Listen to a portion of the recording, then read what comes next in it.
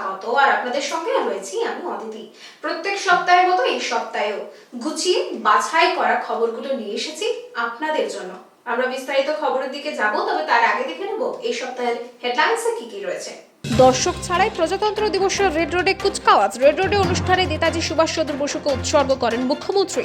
কাউকে উদ্দেশ্য প্রণোদিতভাবে অপমান করা ভারতীয় সংবিধানের পরিপন্থী। ভিক্টোরিয়া কাণ্ডের প্রতিবাদে মন্তব্য ফিরহাদ হাকিমের। বৃহস্পতিবার নিউটাউনে নবনির্মিত আদিবাসী ভবনের উদ্বোধন করেন মুখ্যমন্ত্রী মমতা বন্দ্যোপাধ্যায়। নেতাজি ইন্ডোর থেকে ভার্চুয়ালি আদিবাসী ভবনের উদ্বোধন করেন তিনি। যারা টিএমসি থেকে বিজেপিতে আসছেন তাদের ওপর হামলা করা হচ্ছে। নিউটাউন ইকো পার্কে প্রাতঃ ভ্রমণে এসে তৃণমূলকে তোপ রাজ্য বিজেপির সভাপতির। বুধবার ফের অসুস্থ হয়ে হাসপাতালে ভর্তি সৌরভ গঙ্গোপাধ্যায়। বৃহস্পতিবার বিকেলে তাকে দেখতে চান মুখ্যমন্ত্রী। আসছে বিস্তারিত খবর। দর্শক ছাড়াই রেড রোডে কুচকাওয়াজ। আর নেতাজি সুভাষচন্দ্র বসুকে এই অনুষ্ঠানটি উৎসর্গ করলেন মুখ্যমন্ত্রী মমতা বন্দ্যোপাধ্যায়। দিল্লির পাশাপাশি কলকাতাতেও পালিত হলো ৭২তম প্রজাতন্ত্র দিবস। রেড রোডে কুচকাওয়াজে অংশ নেয় সেনাবাহিনী, পুলিশ বাহিনী। তবে করোনা আবহে এবার কুচকাওয়াজের সময়সীমা কমিয়ে করা হয় ৮ ঘন্টা। সকাল 10:30 থেকে শুরু হয় কুচকাওয়াজ। অনুষ্ঠানে দর্শকদের প্রবেশ নিষিদ্ধ করা হয়েছিল। আমন্ত্রিত ছিলেন মাত্র 200 জন। রেড রোডের কুচকাওয়াজে অংশ নেয় 21টি ট্যাবলো। এর মধ্যে পশ্চিমবঙ্গ সরকারের বিভিন্ন দপ্তরের ট্যাবলো ছিল। অনুষ্ঠানে উপস্থিত ছিলেন মুখ্যমন্ত্রী, রাজ্যপাল সহ বিশিষ্ট অতিথিরা। অনুষ্ঠানে সৌজন্য বিনিময় করেন মুখ্যমন্ত্রী মমতা বন্দ্যোপাধ্যায় ও রাজ্যপাল জগদীপ ধনকর। রেড রোডে কুচকাওয়াজ নেতাজি সুভাষচন্দ্র বসুকে উৎসর্গ করেন মুখ্যমন্ত্রী। পাশাপাশি এই বিশেষ দিনে বিধাননগর পুলিশ কমিশনারেটের পক্ষ থেকে 4 জন অফিসারের হাতে police commissioner Mukesh Kumar medal তুলে দেন। প্রথমে রিপাবলিক ডে উপলক্ষে সকলকে আমার অভিনন্দন, শুভেচ্ছা। আজকে আমাদের বিধাননগর পুলিশ কমিশনের পক্ষ থেকে আমরা প্রণাম রাইজ করেছি। আমাদের 4টা অফিসার প্রেসিডেন্ট মেডেল পেয়েছে, ওদেরকে আমরা ফেসিলিটেট করেছি।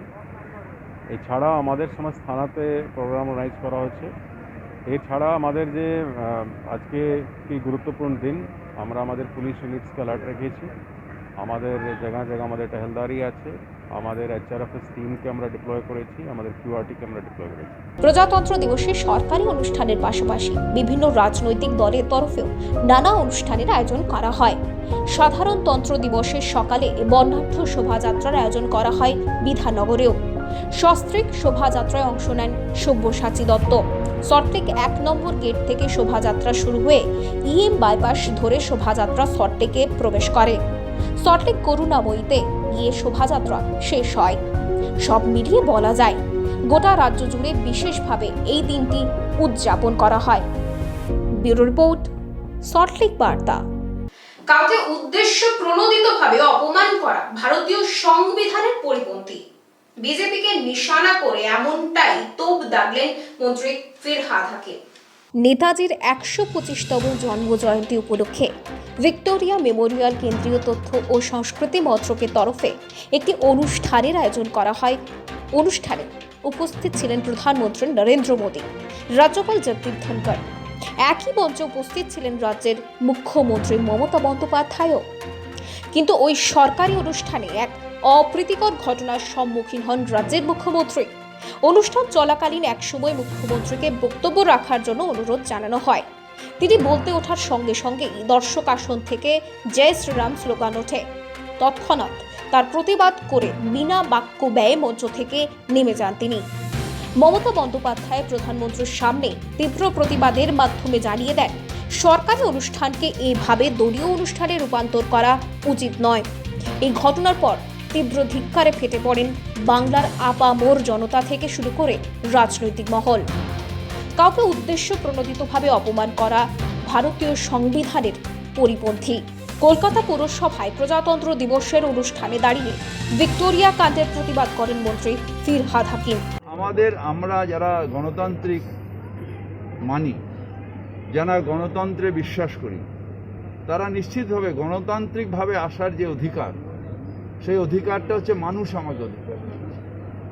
আর এমন একটা পরিস্থিতি হলো, আমরা তো এপ্রিলে নির্বাচন করতামই, এবং সেই নির্বাচনে আমরা নিশ্চিত ছিলাম যে আবার আমাদের দলকে দেবে, দল হয়তো আমাকে দেবে বা কাউকে দেবে। কিন্তু যে এটা করতে পারলাম না বা এই পরিস্থিতিটা আমাদের করতে দিল না, এই করোনা পরিস্থিতি, এটা নিয়ে আমার তো একটা আক্ষেপ আছেই। তার কারণ জিতে আসা, গণতান্ত্রিকভাবে মানুষের ভোট নিয়ে এসে যে অধিকারটা আছে মানুষের কাজ করার, অ্যাপয়েন্টেড হলে সেই অধিকারটা থাকে না। আমরা চাইছি যে যেদিন কোর্ট বলবেন সেদিন নির্বাচন হোক, আমি চাই। অ্যাপয়েন্টেডের কথায় কিন্তু সঙ্গে রাজ্যপালের নামটাও জুড়ে দিয়ে রাজ্যপাল যেমন রাজ্যপাল কনস্টিটিউশনই রাজ্যপালকে অ্যাপয়েন্টেড করেছে, কনস্টিটিউশনই অ্যাপয়েন্টেড করেছে। আমি বলছি রাজ্যপাল যেরকম অ্যাপয়েন্টেড, আমিও সেরকম অ্যাপয়েন্টেড। রাজনৈতিক বিশেষজ্ঞদের মতে কেন্দ্রীয় তথ্য সংস্কৃতি মন্ত্রকেরই উচিত ছিল ঘটনার পরই বিষয়টি নিয়ে ক্ষমা চেয়ে নেওয়া। ব্যুরো রিপোর্ট, সঠিক বার্তা। 23শে জানুয়ারি নেতাজির 125তম জন্মবার্ষিকী উপলক্ষে শহরের বিভিন্ন জায়গায় বিভিন্ন ধরনের অনুষ্ঠান হলো। ঠিক তেমনটাই সেইভাবেই পূর্বাঞ্চলীয় সাংস্কৃতিক কেন্দ্রের উদ্যোগেও বিভিন্ন ধরনের বর্ণাঢ্য অনুষ্ঠানের আয়োজন করা হয়। নেতাজির 125তম জন্মবার্ষিকী উপলক্ষে 23শে জানুয়ারি দিনটি রাজ্য জুড়ে বিশেষভাবে পালিত হয়। শহরের বুকে নানান সরকারি ও রাজনৈতিক অনুষ্ঠানের পাশাপাশি অরাজনৈতিক সংগঠনগুলো নানা অনুষ্ঠানের আয়োজন করে। পূর্বাঞ্চলীয় সাংস্কৃতিক কেন্দ্রের সহায়তায় ও ইস্পাতের উদ্যোগে বাংলার বীর সন্তান নেতাজি সুভাষচন্দ্র বোসের জন্মদিন উপলক্ষে বিধাননগরের নেতাজি মূর্তির পাদদেশ থেকে ঐক্যতান ইজেডসিসি ক্যাম্পাস পর্যন্ত এক বর্ণাঢ্য পদযাত্রার আয়োজন করা হয়। বিধাননগরের বহু ব্লক ও আবাসন থেকে আবাসিকরা এই পদযাত্রায় যোগদান করেন। হাওড়া থেকে সৃষ্টি ডান্স একাডেমি, সৃষ্টি ডান্স সেন্টার, যাদবপুরের নৃত্যবৃত্তি, বলাকা কবিতার দল, বিধাননগর বৈতালিক, পূর্ব সিথি জাহ্নবী শিল্প সৃষ্টি, ইজেডসিসির পক্ষে চৌ ও ধূমকেতু পাপেট থিয়েটার তাদের সাংস্কৃতিক অনুষ্ঠান পরিবেশন করেন। এই পদযাত্রার অগ্রভাগে ছিলেন দেবাশিস জানা, এস এ আহমেদ, সঙ্গীত শিল্পী লাজবন্তী, ফ্যাশন ডিজাইনার তেজস গান্ধী, কুমার শঙ্কর সাধু, পার্থ মিত্র, রিতেশ বসাক সহ অন্যান্যরা। রিতেশ বসাক জানান, নেতাজির অন্তর্ধান নিয়ে যতটা হইচই হয় কিন্তু তার মতাদর্শ ও ভাবধারা নিয়ে তেমন আলোচনা হয় না। আমাদের লক্ষ্য নেতাজির অন্তর্ধান বড় কথা নয়, নেতাজির যে মতাদর্শ সেইগুলোকে মানুষের কাছে ছড়িয়ে দেওয়া, সেই বিষয়ে সরকারকে আরও সচেতন হওয়া এবং সরকারকে নেতাজির মতাদর্শ এবং ভাবদর্শকে আরও বেশি মানুষের কাছে পৌঁছে দেওয়ার জন্য সরকারকে আরও বেশি উদ্যোগ নিতে হবে, এই আবেদন আমরা রাখছি এবং নেতাজির ওপরে সচেতনতা বাড়াবার জন্য আমরা সকলকে আহ্বান জানাচ্ছি। নেতাজির জন্মদিবস, পরাক্রম দিবস নাকি দেশ নায়ক দিবস, এই নিয়ে কেন্দ্র রাজ্যের সংঘাত থাকলেও আপামর বাঙালি তথা দেশবাসী নেতাজির জন্মদিবস সুভাষের চিন্তনে মননে উৎসর্গ করেন। ব্যুরো রিপোর্ট, সল্টলেক বার্তা। বৃহস্পতিবার নিউটাউনে নবনির্মিত আদিবাসী ভবনের উদ্বোধন করেন মুখ্যমন্ত্রী মমতা বন্দ্যোপাধ্যায়। আর নেতাজি ইন্দোর থেকেই ভার্চুয়ালি এই উদ্বোধন সেরে ফেললেন তিনি। পশ্চিমবঙ্গ সরকারের আদিবাসী কল্যাণ দপ্তরের উদ্যোগে নিউটাউনের অ্যাকশন এরিয়া 3-তে নবনির্মিত আদিবাসী ভবনের উদ্বোধন হলো বৃহস্পতিবার। নেতাজি ইন্ডোর স্টেডিয়াম থেকে ভিডিও কনফারেন্সের মাধ্যমে আদিবাসী ভবনের উদ্বোধন করেন মুখ্যমন্ত্রী মমতা বন্দ্যোপাধ্যায়। আদিবাসী ভবনে উপস্থিত ছিলেন মন্ত্রী সুজিত বোস, মন্ত্রী পূর্ণের দুবোস, আদিবাসী উন্নয়ন দপ্তরের মন্ত্রী বিনয় কৃষ্ণ বর্মন, হিডকোর চেয়ারম্যান দেবাশিস সেন। আজকে এখানে একটা খুব ভালো আদিবাসী ভবন উদ্বোধন হলো। মাননীয় মুখ্যমন্ত্রী উদ্বোধন করলেন নেতাজি ইন্ডোর স্টেডিয়াম থেকে। আর আমাদের এখানে আমি পূর্ণেন্দু বোস, বিনয় বর্মন সবাই আমরা ছিলাম, আরও অনেক আদিবাসী আমাদের যারা লিডারশিপে আছে তারা ছিলেন। এটা খুব ভালো হলো, তার কারণ কলকাতার বুকে একটা আদিবাসী ভবন, প্রচুর মানুষ আছেন যারা কলকাতায় আসেন, তাদের থাকার ব্যবস্থা, মিউজিয়াম, অডিটোরিয়াম, এটা নিশ্চয়ই একটা খুব বড় ব্যাপার এবং একটা খুব তাৎপর্যপূর্ণ ব্যাপার এই সময় হলো আদিবাসীদের জন্য। আমাদের সরকারের লক্ষ্য এবং উদ্দেশ্য হচ্ছে মানুষের জন্য কাজ করা। বিশেষ করে এই সরকার আদিবাসীদের জন্য অনেক কিছু চেষ্টা করছেন। আর এই মিউজিয়ামটা ঘুরে দেখার মতো, আর মিউজিয়ামটা আমি বলবো খুবই অনবদ্য। 20 কোটি টাকা ব্যয়ে নিউটাউনে অত্যাধুনিক আদিবাসী ভবন নির্মাণ করা হলো। ভবনের ভেতরে তৈরি করা হয়েছে একটি মিউজিয়ামও, যেখানে রয়েছে পশ্চিমবঙ্গে বসবাসকারী তপশিলি জনজাতির মুখাবয়ব, আদিবাসী সম্প্রদায়ের মানুষের অবয়ব মূর্তি, আদিবাসী সম্প্রদায়ের মানুষের ব্যবহারের বিভিন্ন জিনিসপত্র। এছাড়াও মিউজিয়ামে রাখা হয়েছে আদিবাসী মানুষের জীবনযাপনের ও কর্মজীবনের নানা জিনিস। আদিবাসী ভবনের 3 তলায় একটি 150 আসনের অডিটোরিয়াম তৈরি করা হয়েছে। আদিবাসী সম্প্রদায়ের মানুষদের কলকাতায় এসে থাকার ব্যবস্থাও করা হয়েছে এই ভবনে। আদিবাসীদের কথা মাথায় রেখে এই ভবন নির্মাণ করেছে রাজ্য সরকার। ব্যুরো রিপোর্ট, সল্টলেক বার্তা। যারা টিএমসি থেকে বিজেপিতে আসছে তাদের উপরেই করা হচ্ছে হামলা, এমনটাই নিউটাউন ইকো পার্কে প্রাতঃ ভ্রমণে এসে বিজেপির রাজ্য সভাপতি দিলীপ ঘোষ তোপ ডাকলেন রাজ্যের ওপর। নিউটাউন ইকো পার্কে প্রাতঃ ভ্রমণে আসেন রাজ্য বিজেপির সভাপতি দিলীপ ঘোষ। সেখানে সাংবাদিকদের মুখোমুখি হয়ে তৃণমূল সরকারকে নিশানা করেন তিনি। কেষ্টপুরে শুভেন্দু অধিকারীর গাড়িতে কালো পতাকা দিয়ে মারার প্রতিবাদ করেন তিনি। দেখুন, ওরা পার্টির বিজেপির যারা পুরনো কর্মী নেতা তাদের উপর অনেকবার অ্যাটাক করেছে। আমাদের সিজন হয়ে গেছে, যেন কোনো অসুবিধা, ওরা দেখলে এটা করে লাভ নেই। যারা টিএমসি থেকে বিজেপিতে আসছেন তাদের উপরে হামলা করা হচ্ছে, তাদেরকে কেস দেওয়া হচ্ছে, ভয় দেখানো হচ্ছে, এমনকি তাদের নেতাদের ভাষা পাল্টে গেছে। ধমকি দেওয়া হচ্ছে, চমকি দেওয়া হচ্ছে, দেখে নেবো ইঞ্চি ইঞ্চিতে, পগার পার করে দেবো, গ্রাম ছাড়া করে দেবো। এগুলো বলার একটাই উদ্দেশ্য, তারা ভয় পেয়েছে হেরে যাওয়া, তাই মানুষকে চমকে আটকাবার চেষ্টা করছে। অনুব্রত মণ্ডল বলছেন ঠিকই পগার পার করে দেওয়া হবে। এই নিয়ে দিলীপ ঘোষ বললেন আসল খেলা এবার হবে, এমন খেলবো আমরা, ওরা স্টেডিয়ামে বসে বসে দেখবে। অনেক গল্প আমরা শুনেছি, সব আসল খেলাটা এবার হবে, আর এমন খেলবো আমরা, ওরা স্টেডিয়ামে বসে বসে সব দেখবে। তৃণমূলে বেসুরো একের পর এক নেতা দল ছেড়ে চলে বেরিয়ে গেছেন হুগলির প্রবীর ঘোষাল থেকে হাওড়ার রাজীব বন্দ্যোপাধ্যায়। এ বিষয়ে দিলীপ ঘোষ বলেন 15 ফেব্রুয়ারির পর স্রোত লেগে যাবে পার্টি ছাড়া। আমি বছরখানেক আগেই বলেছিলাম যে পার্টিতে কোনো ভদ্রলোক থাকতে পারে না, আর পার্টিটাই থাকবে না, পরিস্থিতি সেদিকেই যাচ্ছে। আর এখন চলছে, অনেকে নড়াচড়া করছেন, অনেকে আসছেন সাহস করে, আর যেই 15 ফেব্রুয়ারির পরে দেখবেন পুরো একদম স্রোত লেগে যাবে পার্টি ছাড়ার। কসবায় ইন্দ্রনীল সেনের বাড়ির সামনে বোমাবাজির অভিযোগ উঠেছে বিজেপির বিরুদ্ধে। এ বিষয়ে বিজেপির রাজ্য সভাপতি বলেন আমাদের বাড়িতে তো প্রায়ই পড়তো, এবার ওনারও সুযোগটা পাচ্ছেন।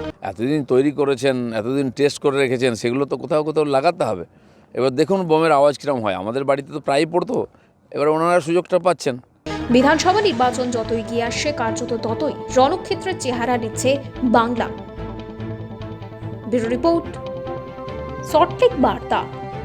স্বাস্থ্য ভবনের সামনে কয়েকশো কোভিড যোদ্ধাদের বিক্ষোভ। তাদের দাবি, তারা 7 মাস ধরে কর্মরত রয়েছে বিভিন্ন হাসপাতালে, তাদের স্থায়িত্বকরণ করতে হবে, এমনটাই দাবি নিয়ে কিন্তু এই মুহূর্তে বিক্ষোভে সামিল হয়েছেন শতাধিক কোভিড ওয়ারিয়ররা। করোনা অতি মহামারীর সময় বিভিন্ন রাজ্য থেকে এ রাজ্যে ফেরা পরিযায়ী শ্রমিকদের মুখ্যমন্ত্রী কোভিড যোদ্ধা হিসেবে বিভিন্ন হাসপাতালে নিয়োগ করেন। তারা কোভিড রোগীদের এতদিন দেখভাল করেছেন, কিন্তু স্বাস্থ্য ভবন থেকে নোটিশ দেওয়া হয়েছে আগামী মার্চ মাসে তাদের ছাঁটাই করা হবে। এর বিরুদ্ধে প্রতিবাদ জানিয়ে স্বাস্থ্য ভবনের সামনে কয়েকশো কোভিড যোদ্ধারা বিক্ষোভ দেখান। গত 7 মাস ধরে রাজ্যের বিভিন্ন হাসপাতালে কর্মরত কোভিড যোদ্ধাদের দাবি তাদের স্থায়ীকরণ করতে হবে এবং ছাঁটাই কর্মীদের পুনর্বহাল করতে হবে। এখানে আমাদের প্রায় 8 জনকে কোভিড কেবিসি হসপিটাল থেকে বের করে দিয়েছে এবং এরপরে আমাদেরকে বের করে দেওয়া হবে বলে আমরা নোটিশ পেয়েছি। তো আমরা এই জন্য দাবি করছি, দিদির কাছে আমরা রিকোয়েস্ট করতে চাই যে আমাদেরকে যেন স্থায়ীকরণ করা হয়।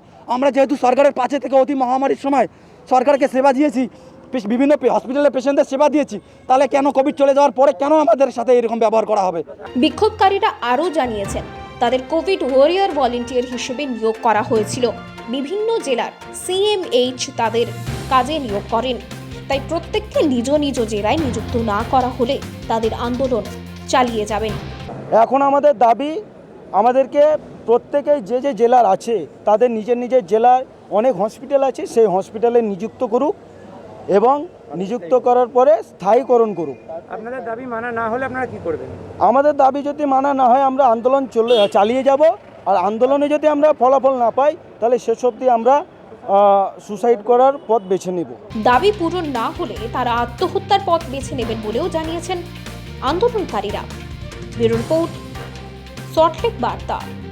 এখন সময় হয়ে গেছে একটা ছোট্ট বিরতি নেবার, কোথাও যাবেন না, সঙ্গে থাকুন, দেখতে থাকুন সল্টলেক বার্তা। ফিরে আসছি ছোট্ট বিরতির পর। ঘাত প্রতিঘাত পেরিয়ে খবরের ঘনঘটা, নয় পেরিয়ে 10-এ পা, ভালোবাসায় পাক্ষিক সল্টলেক বার্তা। পত্রিকা থেকে সাপ্তাহিক ডিজিটাল, বদলাবে শহর, বদলাবে খবর।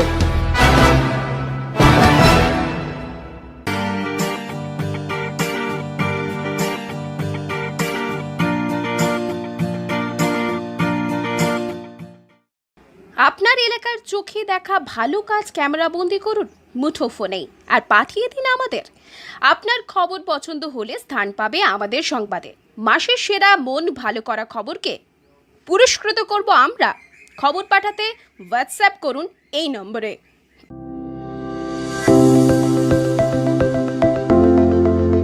শীতকাল মানে সোয়েটার কিংবা কাশ্মীরি শল, তবে এবার আর সুদূর কাশ্মীরে পাড়ি দিতে হবে না। সল্টলেকে রয়েছে কাশ্মীরের এশে ইন্টারন্যাশনাল সল হাউস অর্থাৎ ক্রিশ। সল্টলেক বিএফ 174 গেলে মিলবে বিভিন্ন ধরনের কাশ্মীরি শল এবং সোয়েটার। এছাড়াও রয়েছে কাশ্মীরি ড্রাই ফ্রুটসের সম্ভার। তাহলে আর দেরি কেন, চটপট আপনার ওয়ার্ড্রোব কালেকশনে বাড়িয়ে ফেলুন কাশ্মীরি শল এবং সোয়েটারের সংখ্যা।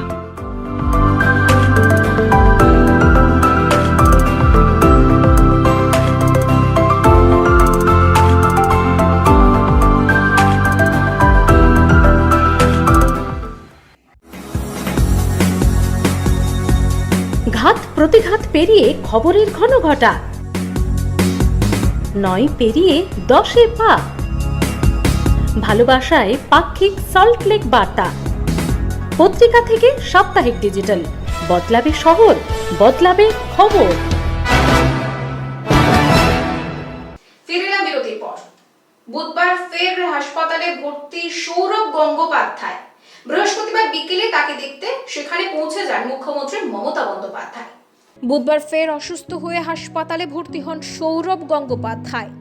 বৃহস্পতিবার সকালে তার সঙ্গে ফোনে কথা হয়, আর বিকেলে বিসিসিআই প্রেসিডেন্ট সৌরভ গঙ্গোপাধ্যায়কে দেখতে অ্যাপোলো হাসপাতালে ছুটে গেলেন মুখ্যমন্ত্রী মমতা বন্দ্যোপাধ্যায়। এনজিওপ্লাস্টির পর সৌরভের স্বাস্থ্যের খোঁজও নেন তিনি। হাসপাতালে চিকিৎসকদের সঙ্গে কথাও বলেন।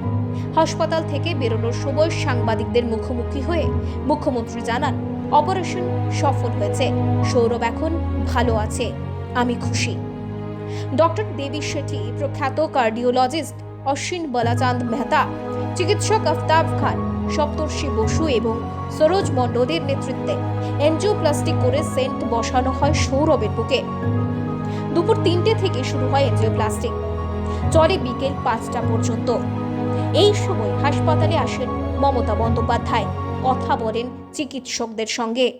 প্রসঙ্গত 3রা জানুয়ারি বুকে ব্যথা নিয়ে উডল্যান্ডস হাসপাতালে ভর্তি হন মহারাজ। 3টি ধমনীতে ব্লকেজ ধরা পড়ে সৌরভের। প্রথমে এনজিওপ্লাস্টি করা হয়, তারপর ব্লকেজ সারাতে স্টেন বসানো হয়। এরপর কিছুদিন বাড়িতে বিশ্রামে ছিলেন বিসিসিআই প্রেসিডেন্ট।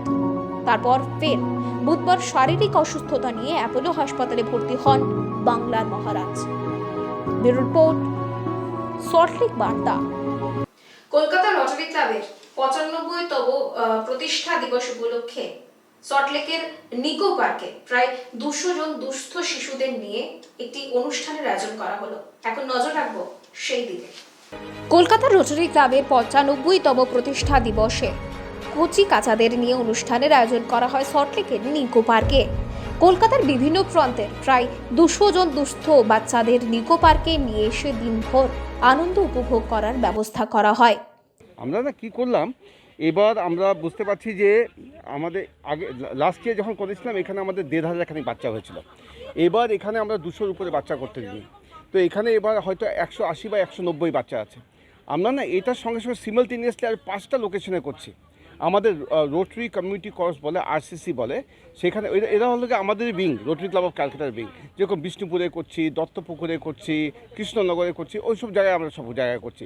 তো এটার সঙ্গে সঙ্গে 5টা জায়গায় সিমালটেনিয়াসলি এটা হচ্ছে। সব জায়গায় বাচ্চারা 200 তলায় বাচ্চা আছে, যাতে আমরা আমাদের যেটা কোভিড গাইডলাইন্স আছে সেটা মেনে যাতে করতে পারা যায়। এরা প্রত্যেকেই কলকাতার নানা এনজিও স্কুলের সাথে যুক্ত। সকাল 9:30 নাগাদ এই বাচ্চারা আসে এবং 10টা থেকে তাদের ব্রেকফাস্ট করানোর পর বেলা 1টা অবধি নিকো পার্কের বিভিন্ন রাইডে চড়ানো হয়। এরপর বেলা 1টা নাগাদ দুপুরের খাবারের ব্যবস্থা করা হয় ক্লাবেরই তরফ থেকে। তারপরই ম্যাজিক শো এবং পুতুল নাচেরও আয়োজন করা হয়। এরপরই ছোটরা বলে ওঠে 2020 থেকে কোভিডের কারণে তাদের স্কুল বন্ধ, এখন তারা চায় দ্রুত স্কুল খুলুক এবং তারা যেন আবার পড়াশোনা শুরু করতে পারে। খুব আনন্দ করছি।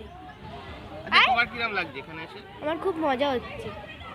আজকে সারাদিন হেভি মজা করবো নাকি? হ্যাঁ হ্যাঁ হ্যাঁ, মাস্ক পরেই আমরা রাইডটা চড়ছি, আর যখন রাইড থেকে নামছি তখন হাতে স্যানিটাইজার লাগিয়ে দিই। তাই যে স্কুলটা তাড়াতাড়ি খুলে যাক আর আমরা বন্ধুদের সাথে ভালো করে কাটাতে পারি। আর কোভিডটা যেন শেষ। তুমি কি চাইছো? আমি চাইছি যে কোভিডটা শেষ হয়ে যাক, এটাই আমি ঠাকুরের কাছে আশা করব, আর সব স্কুলটা যেন খুলে যাক। কোভিড সতর্কতা মেনে কুচকাচাদের এই আনন্দে সামিল করা হয়, আর তাদের প্রত্যেকেরই মুখে মাস্ক এবং বারবার হাত স্যানিটাইজিং এর ব্যবস্থাও করা হয়। ব্যুরো রিপোর্ট, সল্টলেক বার্তা। নিউ টাউন রেসিডেন্টস ওয়েলফেয়ার ফোরামের উদ্যোগে একটি স্বাস্থ্য শিবিরের আয়োজন করা হয়। নিউ টাউনের BC ব্লকে এই স্বাস্থ্য শিবির ঘিরেই উত্তেজনা ছিল চোখে পড়ার মতো। কোভিড পরিস্থিতিতে গত 1 বছর ধরে এলাকার প্রবীণ নাগরিক, বিশেষ করে যারা সুগার পেশেন্ট, তারা ঠিকমতো পরীক্ষা নিরীক্ষা করতে পারেননি। মূলত তাদের কথা মাথায় রেখেই নিউ টাউন রেসিডেন্টস ওয়েলফেয়ার ফোরামের উদ্যোগে এক স্বাস্থ্য শিবিরের আয়োজন করা হয়। নিউ টাউন BC ব্লক পূজা প্রাঙ্গণে এই স্বাস্থ্য শিবিরের আয়োজন করা হয়। ওই স্বাস্থ্য শিবিরের ব্লাড সুগার, ব্লাড প্রেশার ছাড়াও ECG, চোখ, কান, দাঁত পরীক্ষার ব্যবস্থাও ছিল। স্বাস্থ্য শিবির ঘিরে বাসিন্দাদের উৎসাহ ছিল চোখে পড়ার মতো।